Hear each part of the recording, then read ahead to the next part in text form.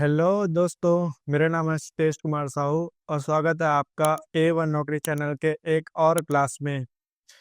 मैं आपको फिर से पढ़ाने आ गया हूँ कंप्यूटर। तो लास्ट क्लास में हमने किया था कंप्यूटर का हिस्ट्री। आज हम देखेंगे कि कंप्यूटर के हिस्ट्री से कौन कौन सा एमसीक्यूज बन सकता है ना। चलिए चलते आगे। तो क्वेश्चन नंबर फर्स्ट, कंप्यूटर के जनक किसे कहते हैं? तो जैसा कि मैंने आपको फर्स्ट क्लास में बताया था कि जो चार्ल्स बेबेज जी है, इन्हें कंप्यूटर का जनक कहा जाता है। और ये कहाँ के वैज्ञानिक थे? ये थे इंग्लैंड के, है ना।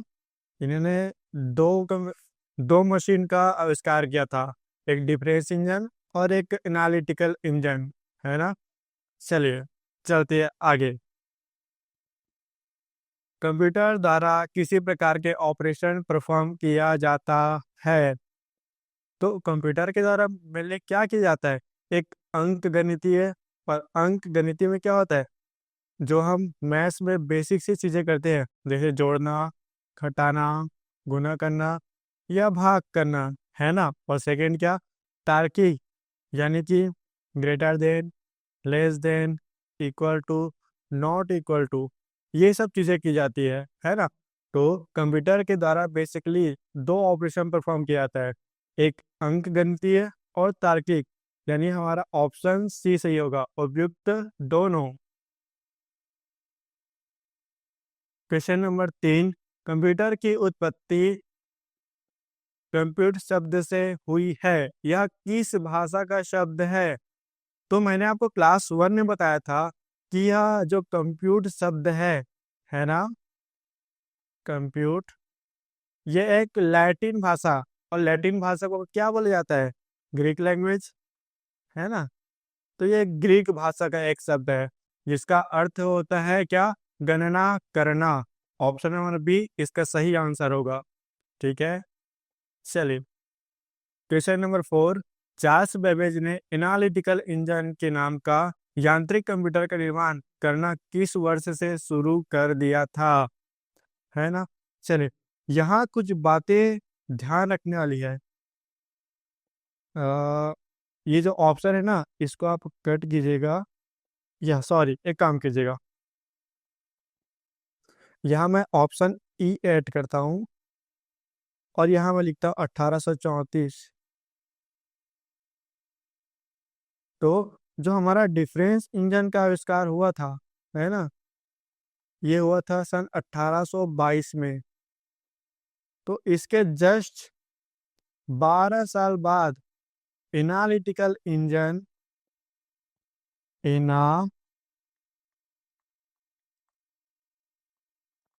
एनालिटिकल इंजन का आविष्कार करना स्टार्ट किए थे चार्ल्स बेबेज जी ने। लेकिन यहाँ इम्पोर्टेंट बात यह है कि जो एनालिटिकल इंजन का आविष्कार है वो कभी पूरा हो ही नहीं सका, है ना। यानी जब तक इसका आविष्कार पूरा हुआ तब तक चार्ल्स बेबेज जी का डेथ हो चुका था। तो ये कार्य इसने पूरा नहीं किया। आगे के जो साइंटिस्ट हैं, इनके बेटे, इनकी पत्नी, इन सब ने मिलकर इनका काम पूरा किया, है ना। तो इसका आंसर क्या आएगा? 1834 में इसने स्टार्ट किया था। ठीक है, ऑप्शन नंबर ई इसका राइट आंसर होगा। चलिए आगे चलते हैं। कंप्यूटर के द्वारा डेटा को इंफॉर्मेशन में परिवर्तित करना क्या कहलाता है? तो क्लास 1 में आपको बताया था कि ईडीपी कहलाता है, यानी इलेक्ट्रिकल डेटा प्रोसेसिंग। ठीक है, चलिए क्वेश्चन नंबर 6, कंप्यूटर के सभी इनपुट और आउटपुट ऑपरेशन को कंट्रोल किसके द्वारा किया जाता है ना। तो मैंने आपको पढ़ा चुका हूँ कि सीयू, यानी कंट्रोल यूनिट, ये क्या करता है? यहाँ अगर एक सीपीयू रहता है, सपोज कि ये हमारा सीपीयू है ना, और यहाँ है मेरा मॉनिटर, मॉनिटर, तो इनके बीच एक केबल जुड़ा होता है ना। और ये हमारा पता है, ये हमारा पूरा क्या होता है? ये होता है हमारा सीपीयू, ये है मेरा मॉनिटर। तो यहाँ से एक सिग्नल जाता है और यहाँ से एक सिग्नल आता है ना। ताकि ये जो हमारा सीपीयू है, इसके पूरे जितना भी कार्य करता है, ऑपरेशन करता है ना, उसको ये क्या कंट्रोल कर सके। ठीक है, तो ऑप्शन नंबर बी इसका राइट आंसर होगा। चलिए, निम्न में से कौन सी कंप्यूटर की विशेषता नहीं है। मैंने आपको जब क्लास 1 कराया था तो उसमें पूरे अच्छे तरह से एक्सप्लेन किया था कि कंप्यूटर की विशेषता क्या क्या होती है। इसकी जो विशेषता होती है, शुद्धता होती है ना, यानी कि आप इसको कैसा भी कैलकुलेशन दे दीजिए, इसका जो कैलकुलेशन करने के बाद आंसर आता है वो बिल्कुल शुद्ध होता है। पुनरावृत्ति, ये भी इसकी विशेषता थी, है ना, कि आप अगर इस सेम टास्क को आप बार बार कराते हो, चाहे आप 1 करोड़ बार भी कराओगे, तो ये फिर भी सेम आंसर करेगा, उस आंसर में चेंजेस बिल्कुल भी नहीं आएगा। ठीक है, मैंने आपको बताया था गति जी। अभी जो वर्तमान में हमारे कंप्यूटर है वो तो इतना ज़्यादा फास्ट हो चुका है, इस सेकंड के हजारवें लाखों पार्ट में आंसर कर रहा है ना। तो इसकी भी विशेषता नहीं थी। ये जो बुद्धि है ना, ऑप्शन डी, ये इसकी सीमा थी। सीमा, because computer is a dumb device, यानी ये खुद से सोच नहीं सकता, ये एक बुद्धिहीन मशीन है ना। चलिए, डेटा प्रोसेसिंग का अर्थ क्या होता है। डेटा का संग्रह नहीं, ये नहीं होता बिल्कुल भी, है ना। डेटा का संग्रहण कहलाता है वो तो मेमोरी में होता है ना, जब प्रोसेस होके आता है डेटा। ऑप्शन भी देखते हैं, डेटा को मिटाना नहीं, ये भी नहीं। डेटा को उपयोगी बनाना, हाँ। अब इसका यूज हम करते क्या है, जब हम कंप्यूटर में ऐसा इनपुट हम किसी के डेटा को डालते हैं तो उससे पहले हमारे पास एक रॉ डेटा होता है, रॉ डेटा, है ना। तो इस रॉ डेटा को इंफॉर्मेशन में चेंज करना,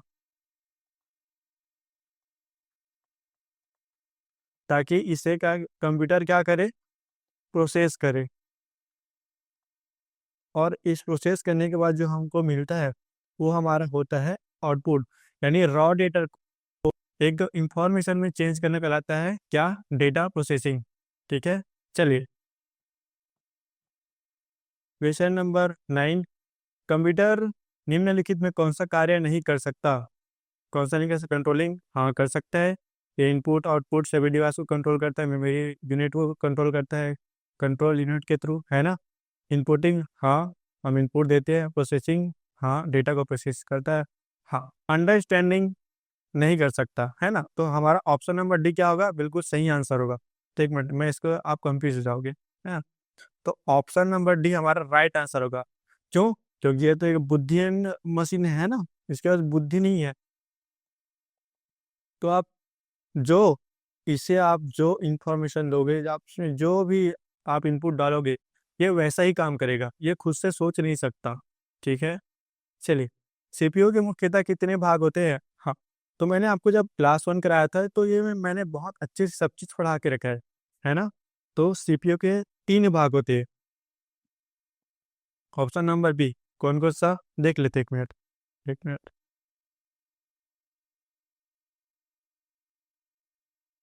है ना। एक होता है ए एल यू, यानी अरिथमेटिक एंड लॉजिकल यूनिट। एक होता है एम यू, यानी मेमोरी यूनिट। और एक होता है सी यू, यानी कंट्रोल यूनिट, है ना। तो ये 3 पार्ट होते हैं। ठीक है, आगे चलते हैं। चार्ल्स वेबेज द्वारा विकसित किया गया डिफेंस इंजन, सॉरी ये डिफेंस नहीं है ना, ये डिफरेंस है, डिफरेंस।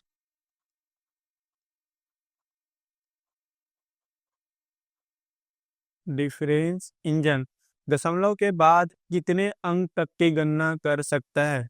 तो ये ऑप्शन लिखा हुआ है ना, ये एक्चुअली गलत है ना। मैं आपको कुछ और ऑप्शन देता हूँ, एक ई देता हूँ और एक एफ देता हूँ, और यहाँ लिखता हूँ 20, और यहाँ लिखता हूँ 31। अब इसका सही आंसर क्या होगा, अब वो सही आंसर यहाँ दोनों होगा, ई भी इसका सही आंसर होगा और एफ भी इसका आंसर सही होगा। अब वो कैसे, है ना। तो जो ये डिफरेंस इंजन था ना, ये जो हमारा डिफरेंस इंजन था, ये 2 टाइप के थे। तो इसका पहला टाइप था डिफरेंस इंजन 1, और ये दशमलव के बाद, है ना, पॉइंट के बाद 20 अंकों तक की गणना कर सकता था, 20 अंकों तक का, है ना। और जो डिफरेंस इंजन सेकेंड था, डिफरेंस इंजन डिफेंस इंजन जो हमारा द्वितीय था, है ना, ये पॉइंट के बाद 31, है ना, 31 प्लेस तक ये सही सही गणना कर सकता था, है ना।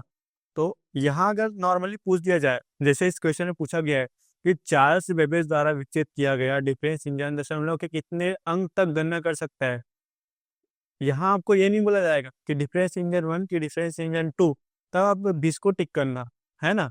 लेकिन स्पेसिफिकली आपको पूछ दिया जाए कि डिफरेंस इंजन 2 या फिर 1, तब फिर आप देख के आप जैसा भी यहाँ बताया गया अब वैसे टिक करना, ठीक है। ठीक, आगे चलते। भारत का पहला कंप्यूटर कहाँ स्थापित किया गया था?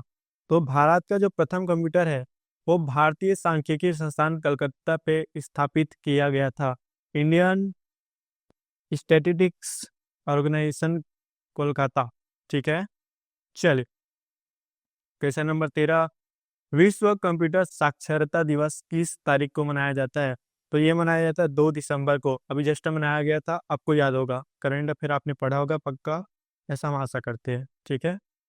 चलिए, चार्ल्स बेबेज किस देश के वैज्ञानिक थे? अब जरा आप थोड़ा ऊपर देखिए, मैंने जब फर्स्ट क्वेश्चन कराया था तो मैंने वही लिख दिया था, देखिए चार्ल्स बेबेज इंग्लैंड के, है ना।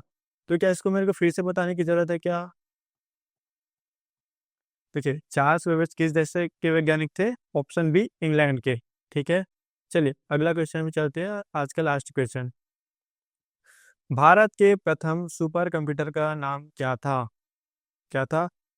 तो ये चैप्टर में ना जब आपको कंप्यूटर का हिस्ट्री पढ़ाऊंगा 1 बाय 1, कैसे कंप्यूटर हमारा डेवलप हुआ, मॉडर्न कंप्यूटर, है ना, तब मैं आपको जरूर बताऊंगा। जब मैं आपको सुपर कंप्यूटर के बारे में पढ़ाना स्टार्ट करूंगा, तो आप अभी जान लीजिए कि भारत का जो प्रथम सुपर कंप्यूटर है उसका नाम था परम 8000, ठीक है। इस परम का भी फुल फॉर्म होता है, मैं आगे आपको सब चीज़ बताऊंगा, ठीक है। तो फिर आज के लिए बस इतना ही। सब्सक्राइब कीजिए A1 नौकरी चैनल को और लाइक कीजिए, शेयर कीजिए। Thank you.